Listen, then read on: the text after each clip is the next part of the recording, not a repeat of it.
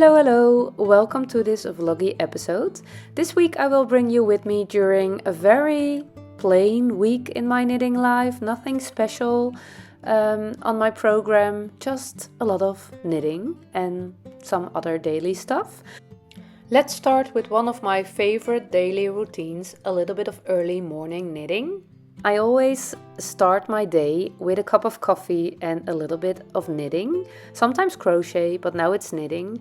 I am working at my northeasterly blanket at the moment. It's been a while. I showed you last week that there was some moth damage in the yarn. Thank you for all your advices and suggestions. When you are struggling with moths, it's really helpful to read all the comments. I think I tried most of all the things already, and it's okay when you have a lot of a specific item, yarn in this case, woolly yarn. There will be a lot of something else as well. So it's just, I think it's a kind of balance. And of course I don't like this kind of balance, but it's okay. It's how it works. So I'm not stressed about it. Maybe I will be one day, but we will see that day.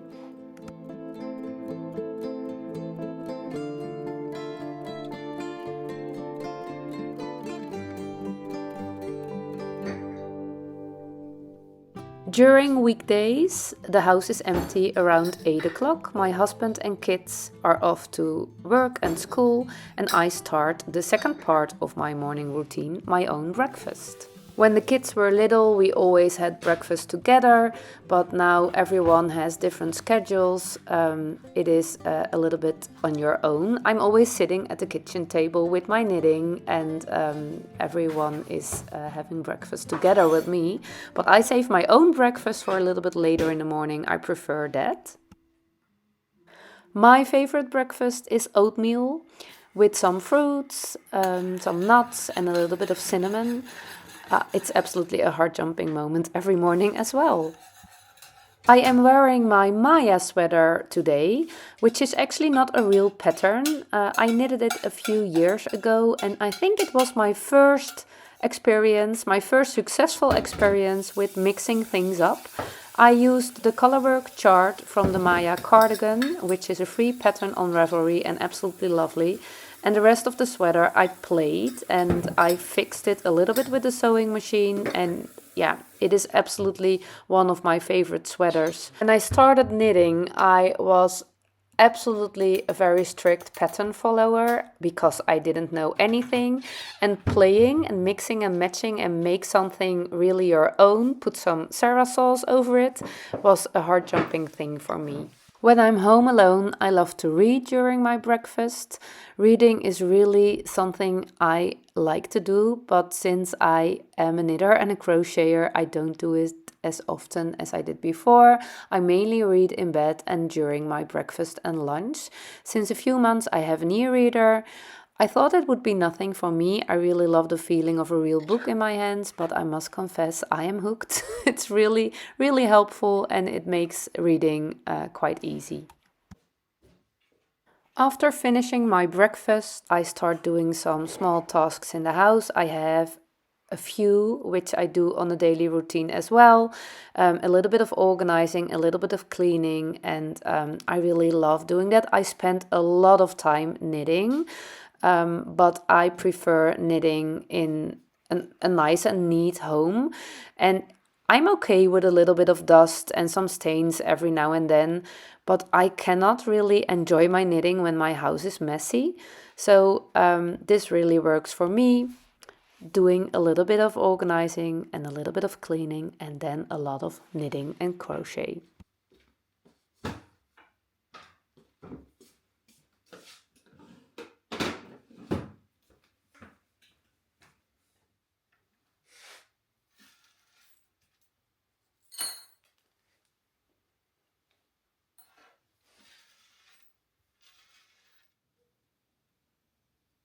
I finished all my talks, so now it's time for some endless knitting. I am working at my 50 stripe shawl at the moment. It's a pattern designed by a Dutch knitter. Her name is Bregina, and in last week's Dutch episode I interviewed her. It was really nice to have a good talk with her, and I'm really enjoying my knitting work. I was doubting about what to do with the colors. Oh, I'm showing you my needle points right now. I work with 2 different lengths. I have one small needle point, an 8 centimeter and a 13 centimeter.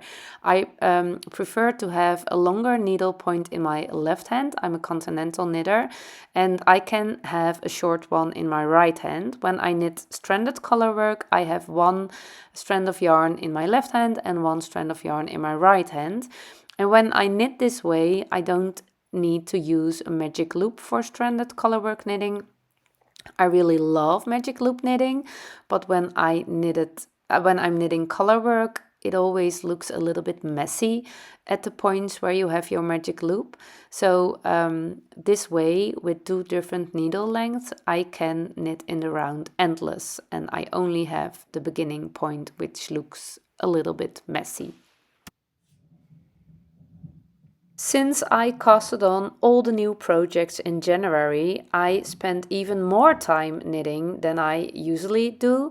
And for my bag, it is better to do it in some different positions, because sitting and knitting all day, my body doesn't like that.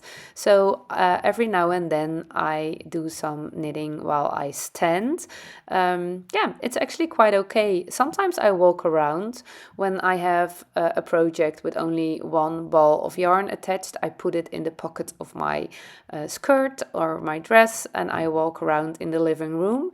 Yeah, I think my body likes it when I change the way I am knitting every now and then. I am working at a birthday present. It's a pair of DK weight socks. They are for a 13-year-old girl who has a very special place in my heart. She picked the colors herself, and yeah, there is some brown. I had my doubts about the color combination while I was knitting, but she really loves it. So it's okay, and yeah, I'm working on them. I hope to finish them this week.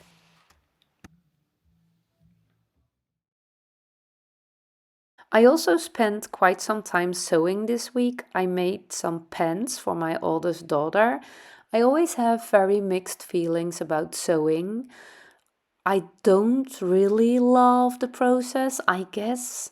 I never feel the motivation to start sewing. When I'm busy sewing, it's okay. I feel quite organized, but I prefer knitting and crochet so much more. But wearing handmade items is so special, and having kids who ask to make them garments all the time is even more special, because we live in a time with quite some fast fashion. And it's very special to have the skills a little bit. My sewing skills are not, they are growing, they are every time they are getting better, so I must not complain. But when you have the skills to make your own garments and your own kids' garments, it feels as a superpower. So I enjoyed that, but still, I rather knit. I am making my daughter a pair of Chanterelle pants. It's a pattern by So Liberated. I made a pair for myself in 2025, and she loved the fit of it. I had some bottle green linen viscose in my fabric stash, because I'm a person with a fabric stash. You will see more about that later in this episode. I am such a person as well now, but it was not enough to finish the pants completely, so we needed another fabric for the pockets, and I used this flower pants, which I found in the thrift store many years ago, for some contrasting pockets.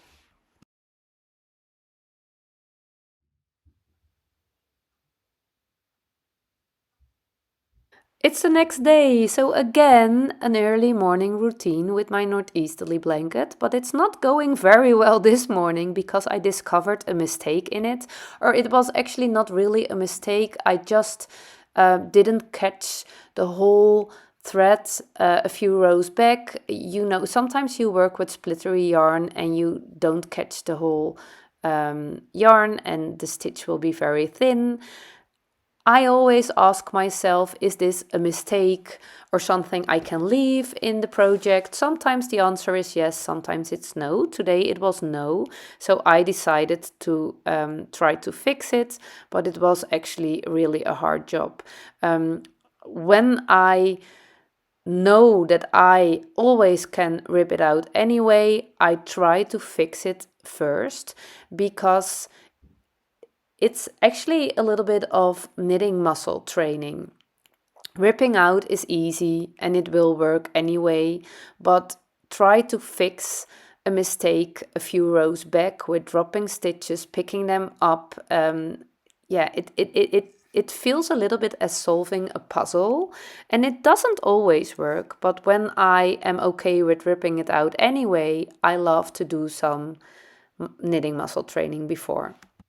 Especially as a beginner knitter, these tries to fix a mistake afterwards without ripping back really help me to understand my knitting more, to understand how the stitches are made, how one loop goes into another.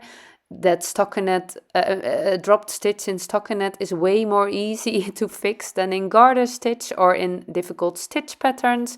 But by trying to fix it before ripping it out, I really learned a lot. And you can rip it out anyway. In this case, I also ripped it out because it was looking messy and I didn't like it, but I had some training, so that was okay.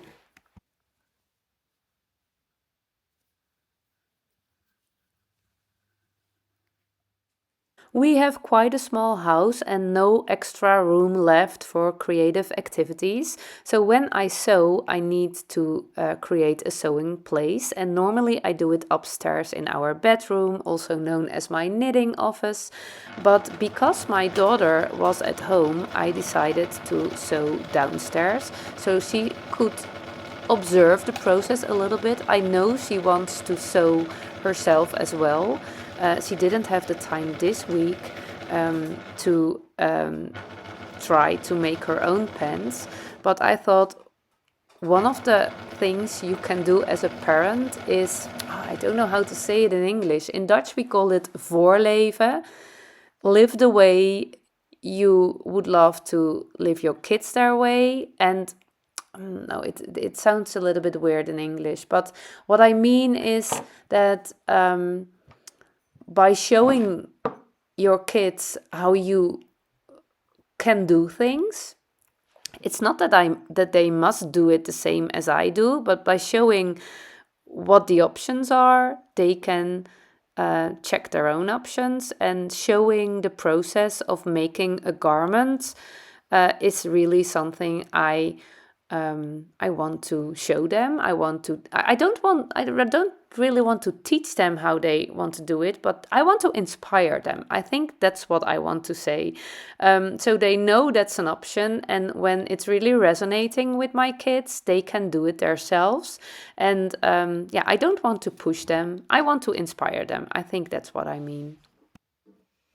At this point, you also can see why it might be better that I don't teach them myself, because I am discovering right now that I made a mistake.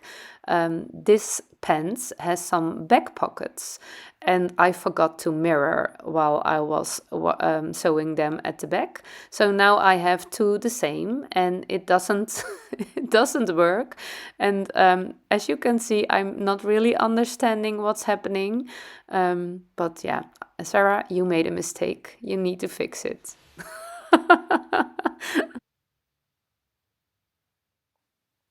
So I think it's time to search for my seam ripper. I still think it's such an aggressive name for such a small, tiny sewing tool.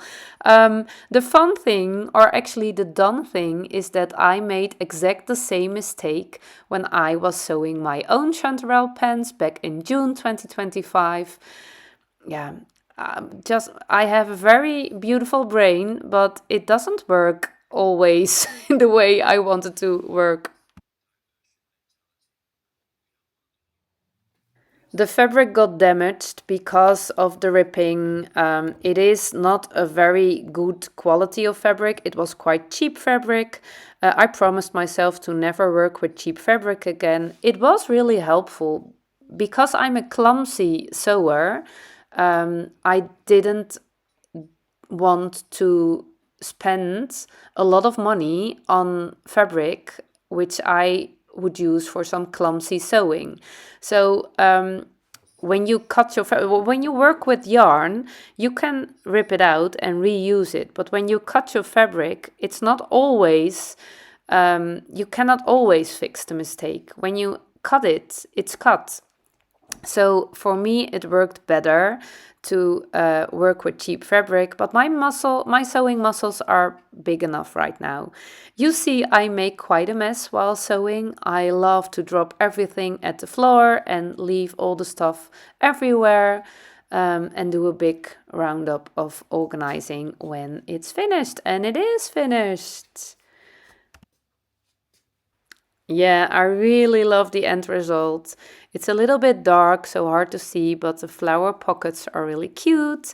And although I rather knit, I am very proud and happy that I made a pair of pants. My daughter was also very happy with the end result and she loved the pants. And I think she appreciates this piece of sewing even more because she saw me working on it so long.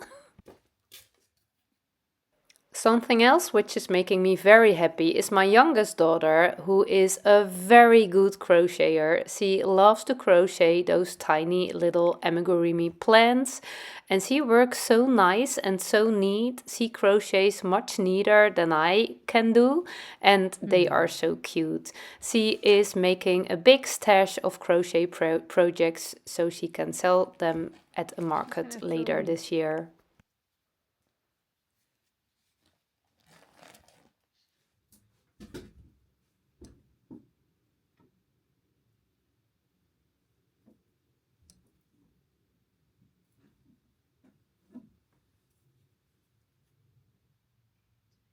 Because of my sewing project and all the time it took, my cast on mojo was a little bit interrupted. In last week's episode, I told you and showed you that I was casting on all the new projects, mainly knitting.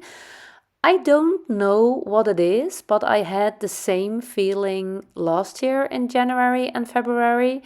My creative energy is sky high at the moment. I love this time of the year. I feel really good and happy. I always feel really good and happy, but especially now. And I allow myself to cast on all the things without being sure if I will finish them. I have no problems with frogging projects which are not hard jumping anymore.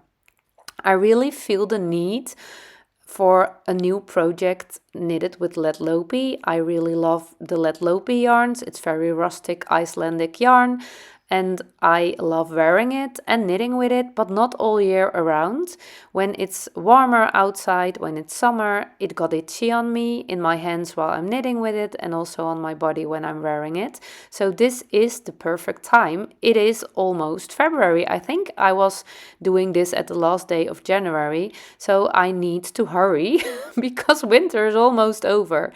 I am checking my gauge on some different projects which I knitted with lead lopi yarn to decide what the gauge is and what project I will cast on. I am not a swatcher, although I absolutely understand the benefits of swatching. It doesn't work for me. It really feels as a waste of time. I don't like knitting swatches, and quite often my swatches are completely different from the real cast on. So what I mainly do is just cast on the thing. Keep in mind that my gauge can be off and I need to start over again. And sometimes it's necessary and also sometimes not. So it's okay. Yeah, it works for me. I have quite some yarns in my yarn stash, and I also own a big box filled with the lead lopi yarns. Yeah, I really love having it. It feels as if I'm a rich person and I can shop in my own little yarn shop. It really gives me a nice and heart jumping feeling.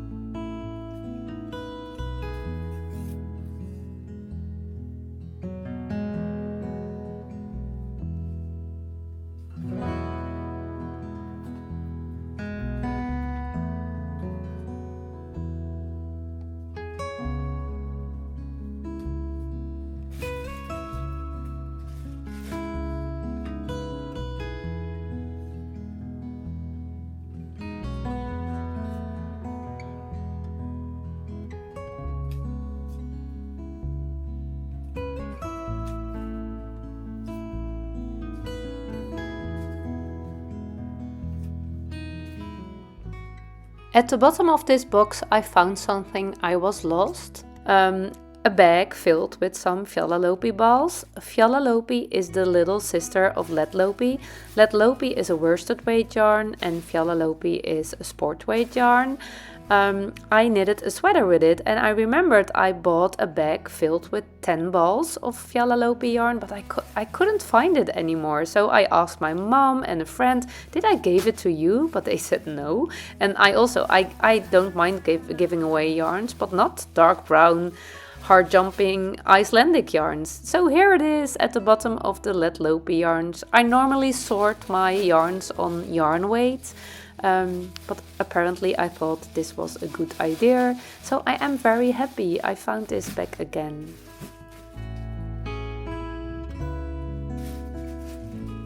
As you can see, it's getting a little bit darker right now. I think this is Friday afternoon, end of the afternoon, around 5. A few weeks back, it was really dark around this time of the day, but days are really getting longer. And although I love the cozy dark time, it's also nice to have some more daylight. As you can see, I made my pattern and yarn colors choices for my new Letlopi project. I am casting on the Stakit Sweater. It's a pattern by Lerka from Fiber Tales. I have no idea how to pronounce it correctly. Stakit is Danish and I did read what it means, but I also forgot it at the moment, so I'm sorry. I was actually surprised when I noticed this design has only a few projects on Ravelry because I really love the look of it.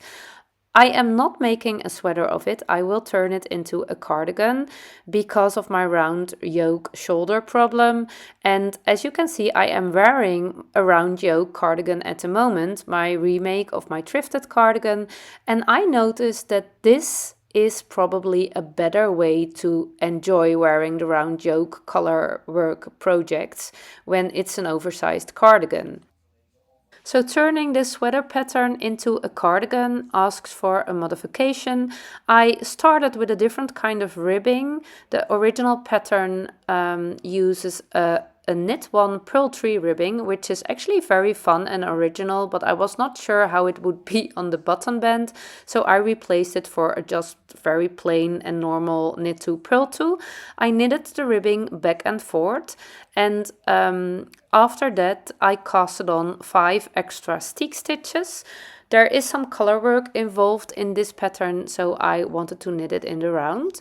Also very nice is that I can hide my color changes into the stick stitches. I'm not good in knitting jogless stripes. This is quite a stripy pattern, and when you change colors, there are some ways to avoid it, but none of them really works for me. So when they are in the stick, they won't be visible at all. The only thing you need to be aware of is the beginning of round. It changes. In the original pattern, the beginning of round is at the back, at the middle of your back. But when you are knitting it into a cardigan, you want to have your beginning of round in the stick, so at the front.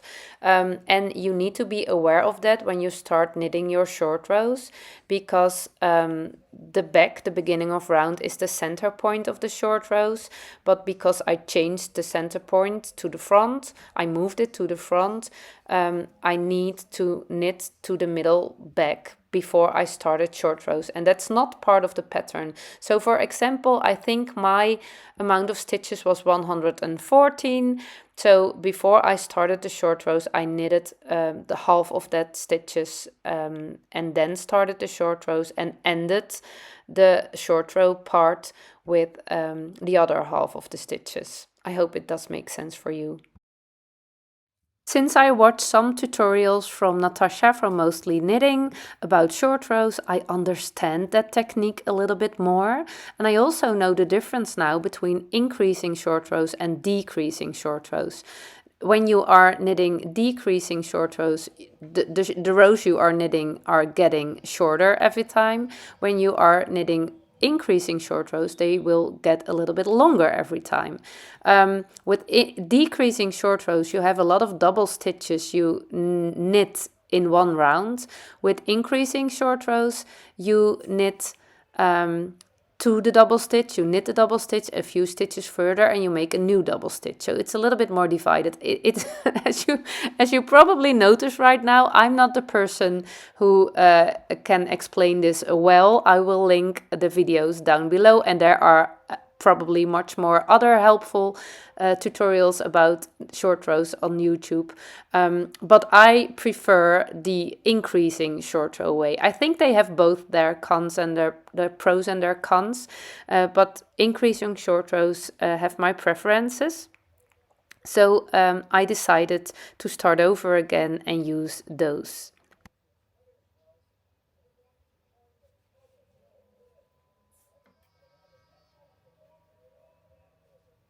I am absolutely very proud that I am able to make such a modification right now, because for quite a while knitting short rows was actually a little bit kind of magic to me. I did know what I was doing and why I was doing it, but I couldn't understand how it really worked, and I do now, so it really feels as as growing knitting muscles. So I'm very proud about that. In the meantime, I also finished my pair of DK weight socks, and I am proud about that as well. So they need a little bit of blocking and then I can give them away. I made my notes about how I made them on Ravelry, but I am really behind on my Ravelry project page. I scheduled it for this week to give all my projects an update. I blame the high cost on Mojo for being behind with my administration. I knitted a ribbed cuff 2x2 with 44 stitches, and I decreased some stitches to the foot. I made a shadow wrap short row heel and I decreased to 40 stitches for the foot. They are quite narrow. It was not really necessary to increase for the foot. I realize right now, but she really loves the fit, so that's okay. I'm happy with the end result. The postman delivered some lovely new fabric. I was very curious of it. I do own quite a big yarn stash. I don't have a very big fabric stash. I don't have the space for it, but it's very nice to have something when you want to sew and you can immediately start. And also I ordered this fabric on Etsy, and it comes from another country. I needed to search for the name in English. In Dutch we call the country Litouwen, and in English it's called Lithuania. It is from the company LINENGRAPHY, and I prefer to order fabric in my own country, but I couldn't find what I was looking for, and I think I found it right now. I really love the checked fabric, but I am a big lover of the darker colors, and a lot of checked fabric is a darker color with a light fabric. I also have a dress in that combination, and I love that as well, but I really was looking for dark brown checks especially. What I absolutely hope to find one day is a dark checked fabric, combination of dark brown and black. I haven't found it. I did find something in Australia, but that was way too far from me. I know the Merchant Mills fabrics. They are beautiful, very expensive, but not in the colorway, in the exact colorway I wanted. And then I found this fabric at LINENGRAPHY, and I really love the combination. I think this is a dark gray with a black. I also have a brown checked fabric, which is not with really visible checks, and I love that as well. And I also have something with some smaller checks, and it's black with dark green, I guess. I am really happy with those fabrics. I will make 2 hinterland dresses, I guess, and 1 skirt. And I hope I can start sewing this week. Oh, I love the color combination. There were little labels on it with with all the exact information about the fabric. And that's really helpful for me because I don't know anything about it. And now I can remember which weight and all those stuff. So I really loved it.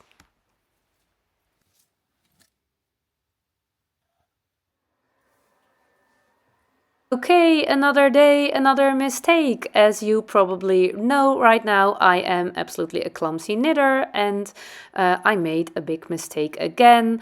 Although my short rows worked out pretty nice and pretty good, and I really was looking forward to adding the new color. This morning, it is Sunday morning right here, I discovered that I forgot to change colors on time. I was working my short rows in the main color and I should have done it in color 1. It was absolutely my own fault. It's written very clear in the pattern and I considered for a few minutes if I could leave it this way, but I prefer the look how it's meant to be. So ripping back again it is.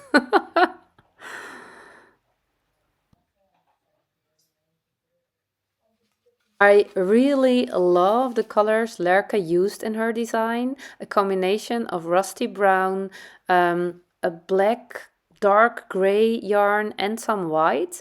And normally I always feel a very strong need to change colors and make it my own. But this time I had exactly the same colors in my Lopi stash. That's not the yarn she used, but they were quite similar and I decided to follow this color combination.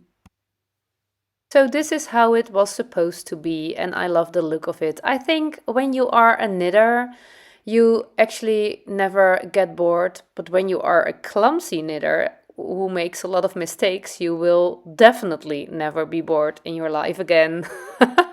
Now it's time for color 3.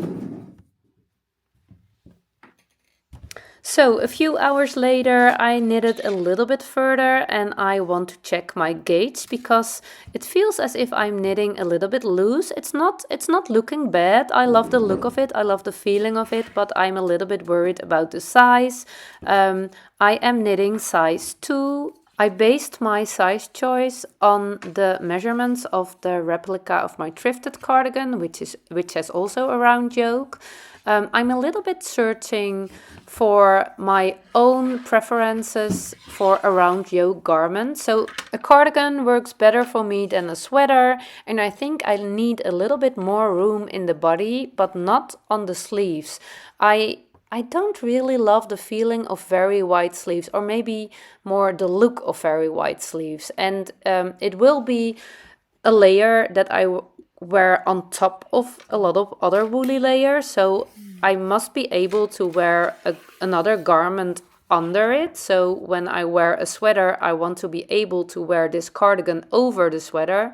But still the sleeves, I don't want them to be too oversized. Lerka added some helpful suggestions in the pattern about changing the amount of ease on the body according to the sleeves to your own personal preferences. So yeah, I really want to play a little bit with that. My gauge is indeed off. I have 15 stitches, although I couldn't really measure it very well, but I have 15 stitches. Oh yeah, I show you the cable right here. I love to attach an extra cable. I remove one of the needle points, attach an extra cable for the fitting. I know there are a lot of other very nice and helpful tools. A lot of people shared them with me and also gifted them to me, but they didn't work for me, and this way it works best.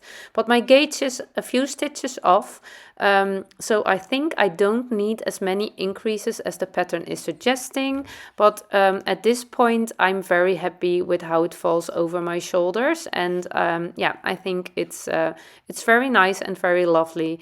Yeah, so I'm not sure what to do with. I am at a new increase round right now. I'm not really sure what to do with it, but we can think about it a little bit. And yeah, the colors are making me really happy, and I'm looking forward to wear this cardigan. Okay, this was it for this week. I hope you enjoyed all my heart jumping moments and also all my mistakes. I will have much more knitting time this week, I hope, although you never know. And I hope to see you next time. Bye bye!